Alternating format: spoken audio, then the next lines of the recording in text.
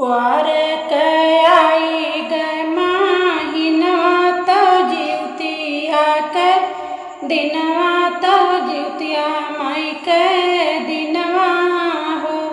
सासू हमरो जे जियरा हुलसे हमहु जितिया पूजबै हमहु जितिया पूजबै हो।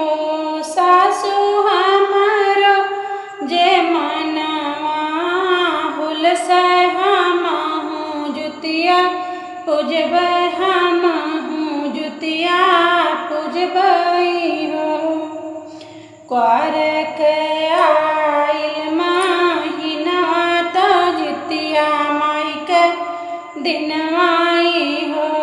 सासू हमरो जे जियरा हुलसे हमहु जितिया पूजबै हमहु जितिया पूजबै हो।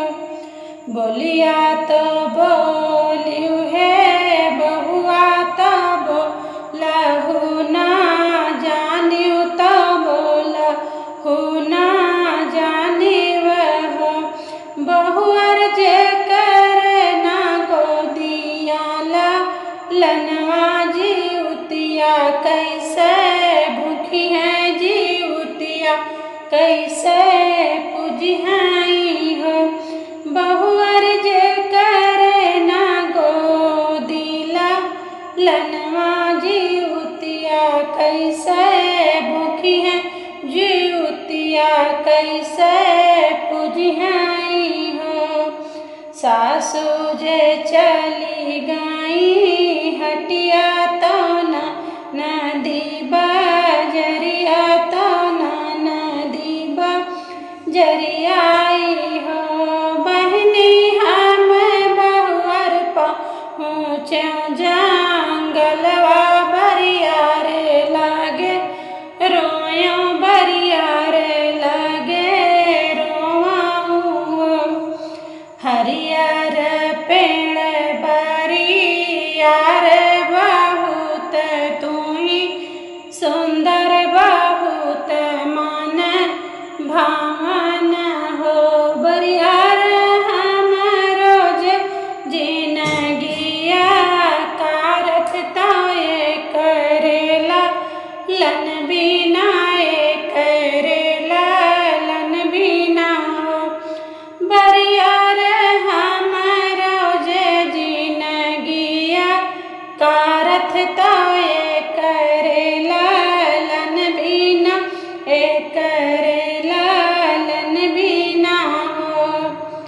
भोरवे में गंगा नहाई तो सूरजु माथे डारी तो सूरजु माथे डारी हो।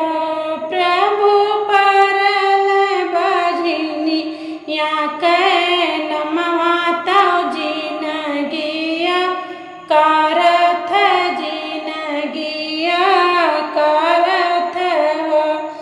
प्रभु परल बजनिया के नमवा तो जिनगिया कारथ जिनगिया कारथ हो। ऊपरा से उड़त चिलरिया हो पोटरी गिराव हो पोटरी गिरावई हो। रानी पोटरी का चौरा चबावया जुतिया